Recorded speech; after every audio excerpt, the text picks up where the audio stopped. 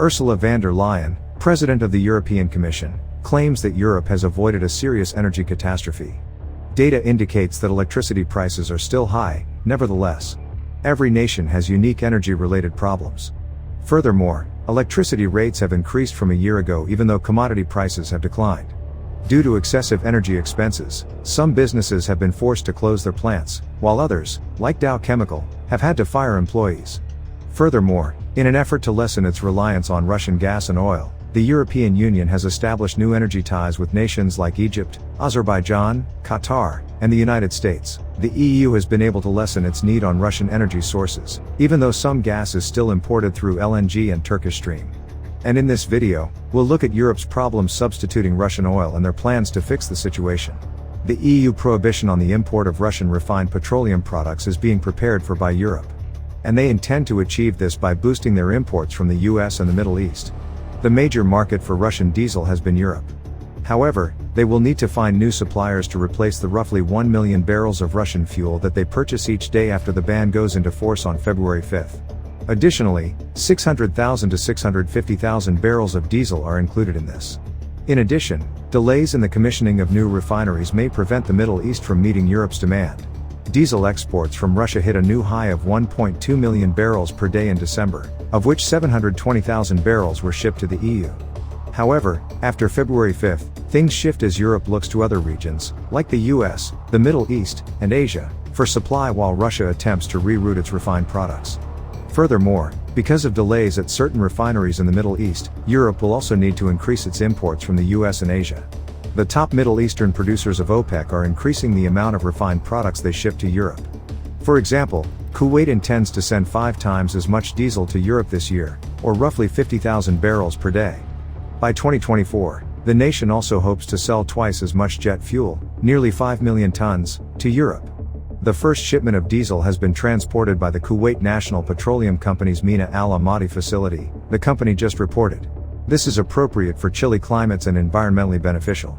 Nevertheless, the Al Zour refinery has not yet reached its maximum operational capacity. It can process 615,000 barrels of crude oil and produce 145,000 barrels of diesel per day. Additionally, the refinery plans to begin operating its third and final line in April after starting up its second unit this month. By the end of 2024, new refineries in Oman and Saudi Arabia should also assist in bridging the diesel and petrol shortage in Europe. However, commodities researcher Ahmed Mehdi says there can be delays in commissioning these projects. US refiners are sizing up the chance to boost shipments to Europe in the meantime. Senior executive Brian Partee of Marathon Petroleum expects potential growth in shipments to Europe. And yet, it is anticipated that Europe will have enough supplies before the embargo goes into effect. Warren Patterson and Eva Manthe, strategists at ING, claim that despite a significant disruption in the oil supply owing to the upcoming embargo, the market remains surprisingly calm. Since the end of January, the gas oil crack has been declining, most likely as a result of the market having had plenty of time to get ready for the ban. Prior to February 5, there has also been a discernible rise in the availability of middle distillates in Europe. According to ING, gas oil inventories in the hub of Rotterdam, Antwerp, and Amsterdam have increased to their highest point since July 2022. They have now returned to their 5-year mean. However, once the prohibition is in effect, a tightening of supplies is anticipated. In reaction to the growing crisis in Ukraine, the European Union now intends to further reduce Russia's oil revenue. Nonetheless, a few energy specialists worry that these actions can cause significant market disruptions. The EU's embargo on the export of Russian oil products went into effect on February 5.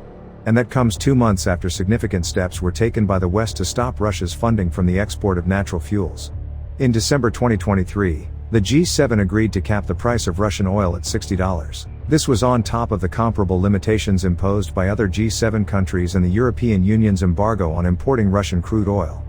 Compared to prior limitations, the EU's ban on Russian petroleum products is anticipated to result in more difficulties and inconveniences. Additionally, the acquisition, importation, and transfer of crude oil and petroleum products from Russia were prohibited as part of the EU's 6th round of sanctions against the country. Furthermore, the EU's impending embargo on Iranian crude oil imports is expected to cause more disruption than earlier sanctions, according to political risk consultant Eurasia Group. The restrictions are set to go into force on February 5. However, they may alter in the course of negotiations between allies and EU members. Should the curbs be implemented, the Eurasia Group cautioned that they might be done so at the last minute, creating confusion in the market.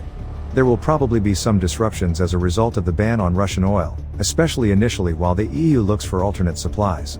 Additionally, according to Economist Intelligence Unit economist Matthew Sherwood, this might lead to an increase in the price of oil products overall.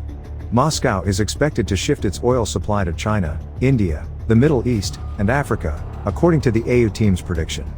In the meantime, Europe will import more goods from the US, China, India, and the Middle East. At first, energy specialists weren't sure how the G7 cap would affect Russian oil. Furthermore, they thought that Russia would be able to reroute its oil exports to nations like Turkey, China, and India. Currently, it is claimed that increasing purchases of Russian crude in December caused India's oil imports to reach a 5-month high, despite the European Union pressuring China and India to back the price restriction. In January, China was thought to be the second biggest purchaser of oil from the Urals. Furthermore, restrictions against Russian oil shipments have not had the devastating effect that was anticipated, despite dire warnings. A prominent analyst at PVM Oil Associates in London has predicted that January will see a 50% increase in Russian oil loadings from Baltic ports compared to December. This, according to the analyst, is not bad for the world's most sanctioned country. According to the expert, Russian refined oil products may have different results than crude oil. Currently, the EU's prohibition on Russian oil product exports may have a bigger effect on markets than the earlier embargo on crude oil. It's because cost and delivery are important things to think about. It is thought to be more difficult to transport Russian oil products by sea than crude oil. This is due to the fact that the tankers must go through a thorough cleaning procedure when switching from transporting one fuel to another, such gasoline to lubricants. Furthermore, because fuel tankers are smaller than crude carriers, more vessels are needed to transport oil products than crude oil. If Russia decides to reroute its product flows towards Asia, this poses logistical challenges and raises transportation costs. What are your thoughts on EU's strategy in reducing reliance on Russian oil exports? Let me know down below. If you want to continue to learn about business investing and financial education, we have got this video waiting on the screen for you to check out. Don't forget to give this video a like and subscribe for more videos like this. Thank you so much for watching, and I'll see you in the next one.